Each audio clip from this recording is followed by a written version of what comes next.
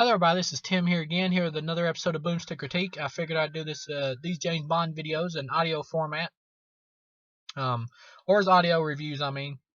Just want to jump off of Dr. No here. The film stars Sean Connery as James Bond. As far as my opinions of this film goes, Sean Connery as James Bond is great. He really surprised me in this film. This is actually the first time I've ever watched this film. Thought he was great in the film. He's really suave when he needs to be, but when it comes to the action scenes, he's able to carry himself too. And he's a convincing ladies' man as well as in the action scenes. He's a convincing fighter. Although I will say one of the weaknesses of this movie is some of the fight scenes every now and then aren't choreographed to the best of the abilities that they could be.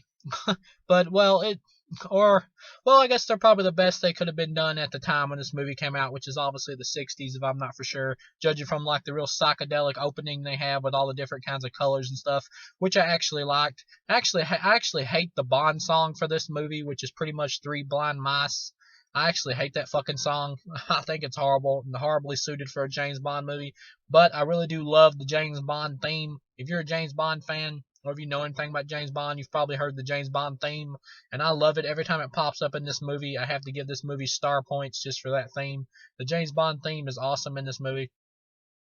You get introduced to pretty much in each James Bond movie, James Bond has a different woman. In this movie, you get Honey Rider, who has like the iconic scene of like coming up out of the water or whatever on the island when James Bond sees her on the island, like come up out of the water, and she is hot as fuck. I don't know who plays her, but her ass deserves 1 star alone. Sadly, the poor girl's acting ability isn't very good. Another one of the weaknesses of the movie is some of the side characters have some weak acting ability, but yeah, Sean Connery really carries the film.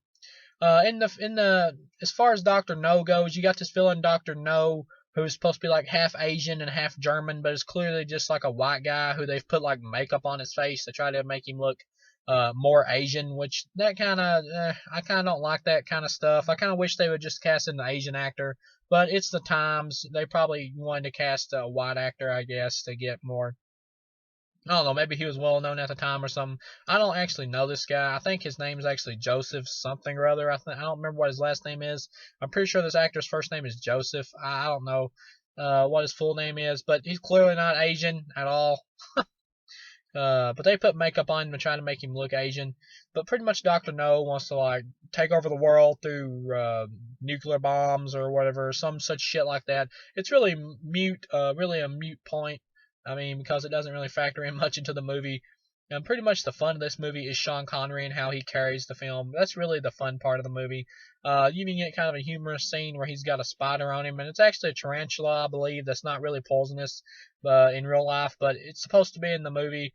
Supposed to be a poisonous spider in the movie, so what the fuck? I mean, most people don't know much about spiders. Casual viewers probably don't, unless they study bugs or something. But most people watching this, they just be like, spider, bad, and that's the way I even felt when I watched it, the spider on James Bond's face, fuck, get it off.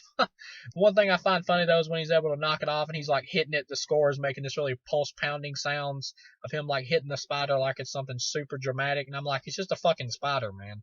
It doesn't have to be this intense in the score right now. But but other than that, I actually enjoyed the spider scene. I also like how smart James Bond is in this movie.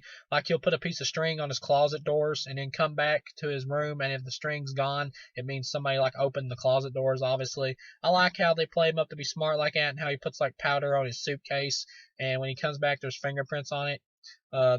Where people have touched the powder trying to open the suitcase, and I like how Sean Connery plays the character as smart. He does a great job. Some of the things are kind of silly in the movie. Like there's this island that some people are afraid to go to. Of course, it's Doctor No's island, and it's got like a legend about this dragon on there. But it's clearly like a vehicle with a flamethrower that shoots fire out with like a spray painted scary face on the front of the vehicle to try to make it look like a dragon. Or actually, the spray painted face actually looks more like a shark to me than it does a dragon on the front of the vehicle. But I just found that silly that people and that anybody would ever believe this was a fucking dragon. And even the character Honey Rider in the movie thinks it's a dragon, and I'm like, what the fuck are you looking at? This is not a fucking dragon. But seriously. But yeah, Sean Connery, he's great in the movie. I love him as James Bond. Like I said, he's very suave when he needs to be, and he carries the action when he needs to. Dr. No actually has these mechanical metal hands, which are kind of cool because it gives him enhanced strength in his hands, of course, and he can crush stuff. But I don't. I like Doc. I like the way the actor who played Doctor No actually played the character. I actually like how he did acting wise. But Doctor No is like hardly in the movie. Pretty much James Bond beats him by like dumping him down into like some radioactive water or whatever, and he blows up Doctor No's base in kind of a neat little explosion scene, which is kind of cool. Another thing is, of course, when the bad guy has James Bond captured, he's like, take him back to his cell. Instead of killing him, I want to keep him around a little bit longer. I'll kill him later. I'm not a big fan of shit like that. That's the kind of stuff that Austin Powers like parodied from these movies. I'm not a big fan of silly stuff like that in these movies. Well, actually, I wouldn't say in these movies, but in this movie, because I don't know if they do that a lot in other films. Because once again, this is my first time ever watching this movie.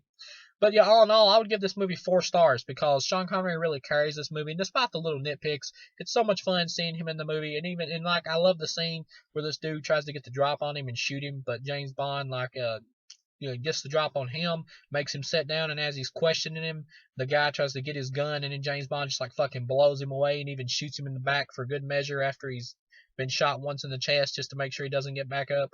I love that shit. That was great. And Honey Rider is hot as all fuck. Uh, but but yeah, the Three Blind Mice song in the film does suck. And even the side characters who are like teamed up with James Bond, I like. I like the Felix character in the movie. I enjoyed him. Yeah, just but yeah, Sean Connery really carries the movie, and his performance is great. Highly recommend this film. I don't know if it. I don't think it'll be the best James Bond film, or at least not my favorite out of all the films. But I do give this one 4 stars. And I also love the ending after James Bond and Honey Rider like escape from Doctor No's place as it gets blowed up. And they're getting away on like this little lifeboat or whatever. And these people show up who are like the rescue party or whatever, and they're like got a rope tied to the lifeboat, and James Bond is just like lets go of the rope so him and Honey Rider can like have sex in it, with just that they can just float on the water while the rescue party pretty much just drives away on the water. I thought that was hilarious. A great way to end the movie. Yes, all in all, I'd give this movie 4 stars.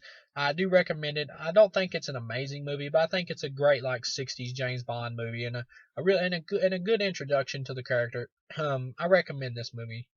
I definitely think people should check it out. So I'll see you guys again with From Russia with Love.